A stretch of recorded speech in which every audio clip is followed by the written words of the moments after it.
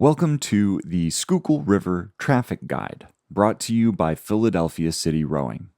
In this guide, we'll share everything that you need to know about the traffic pattern, as well as landmarks and other worthwhile information to make rowing practices safe and effective.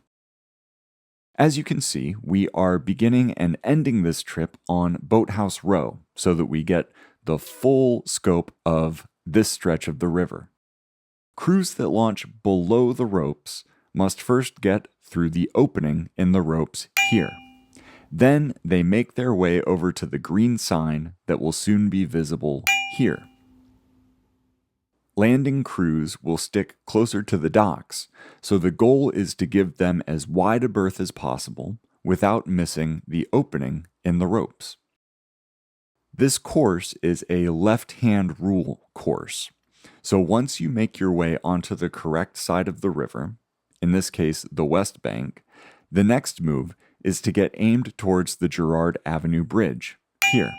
Typically you should err on the side of staying towards shore, especially if you are a slower moving crew, and you should always feel empowered to shout, "Look ahead," at overtaking traffic if they don't see you. You should pass slower moving boats on the starboard side whenever possible. Put another way, faster moving traffic should move towards the middle of the river in order to pass, and not on the shore side. There should be no passing under bridges. There are 3 arches in the Girard Avenue Bridge, and only one is available to upriver traffic, this one here on the far left side. The middle arch is for downriver traffic, and the far right arch gets some use in head race season and by coaching launches trying to stay out of the way of the bottleneck here, but otherwise is inaccessible. As you come under the Girard Avenue Bridge, you should be setting yourself up for a good point through the railroad bridge and the turn onto the straightaway. There are 4 arches in the railroad bridge, and only one is accessible to upriver traffic, here. The arch to the right is for downriver traffic, and the 2 narrow arches on the outside are inaccessible except for coaching launches, again trying to avoid throwing up wake in the bottleneck. The turn through the railroad bridge takes some crews by surprise. If you don't make a pretty dramatic turn coming into the arch and finishing as you come out, you'll end up on the wrong side of the river rather quickly. So pay close attention to your point on the way out of the railroad bridge and err on the side of the west bank. As you continue upriver along the straightaway here, you'll see 3 angels.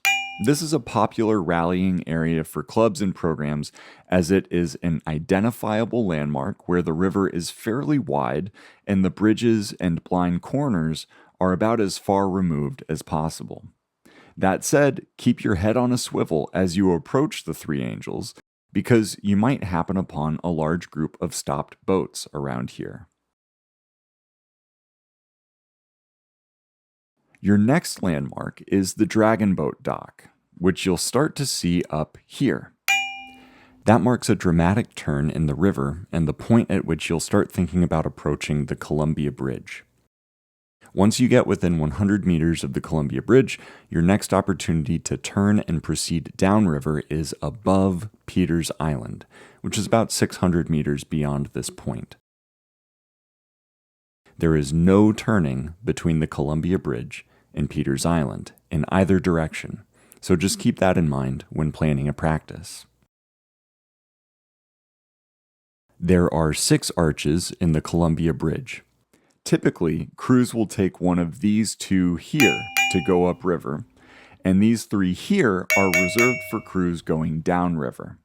Again, this is a fairly sharp turn, so be careful to leave room for downriver traffic when getting lined up for your arch, and work together with other boats also making their way upriver to ensure everybody can get through the bridge safely.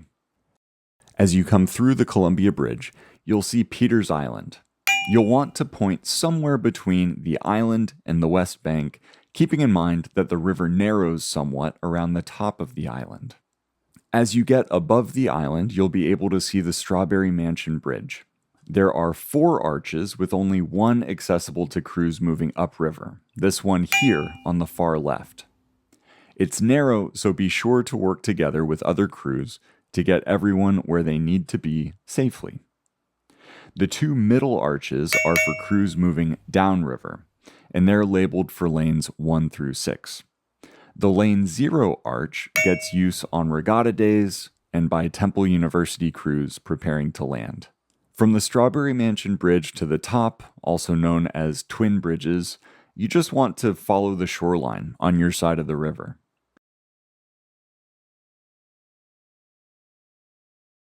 After making your turn at Twin Bridges, you might find yourself wanting to stop and grab a sip of water.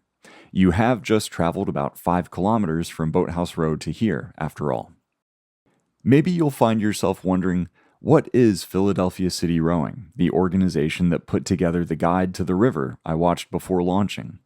Well, PCR creates a unique, comprehensive, and free after-school enrichment experience for young people in the school district of Philadelphia by offering a mix of competitive rowing, academic mentorship, and wellness education. With an emphasis on reaching underserved communities, PCR strives to create an inclusive environment that helps all young people unlock their true potential and explore the possibilities of their future. It is the only program of its kind getting School District of Philadelphia students into rowing shells to train and compete. If you'd like to know more or support our work, please check out philadelphiacityrowing.org/give. Anyway, when you pick it back up, you'll follow the shoreline until around the start of the 2K course, at which point you can get pointed for a lane under the Strawberry Mansion Bridge. The 2K start is marked around here with black and white striped poles on either side of the river. The 500-meter mark is just above the Strawberry Mansion Bridge. This is also the start line for the 1500-meter course. The Schuylkill race course is famous for having a slight bend in it at the bridge. As you reach the bridge, you should make an adjustment to your course so that you are pointed at the lane markers on the wire between the east bank and the top of Peters Island. The 1,000-meter mark in the course is the flagpole at the St. Joe's Boathouse here. This is also the start line for the 1K course. The green steps are approximately 600 meters to go. There is a little block in the wall that reads 500. That's the 500 to go mark. And the wire is about 400 meters to go. The finish tower, just beyond the grandstands, is the finish line, of course. It's very important to check your point as you approach the finish line, as the bridge is quite close to the finish line. As you come through the downriver side of the Columbia Bridge, which again consists of just these 3 arches here, you'll need to start your turn right away. It is a pretty dramatic turn, so follow the shoreline to avoid ending up on the wrong side of the river. If your practice is taking you back up to the start line, be sure to get 100 meters away from the bridge before you turn. That would be around the Dragon Boat dock here. If you are continuing downriver to Boathouse Row, just keep following the shoreline around. As you come around the corner, you can get pointed fairly early for the downriver arch of the railroad bridge, which again is this one here. The downriver turn through the railroad bridge and the Girard Avenue Bridge is less tight than the upriver turn, but be sure to aim for the correct arch here. The rest of the way back to Boathouse Row is pretty straightforward.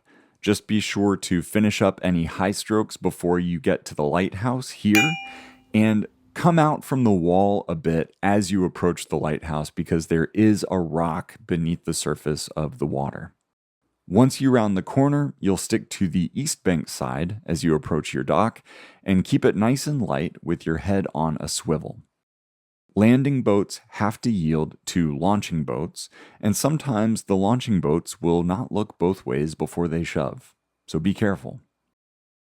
Hopefully this has been informative. If you'd like to know more about the organization that put this guide together for you, again, check out philadelphiacityrowing.org/give.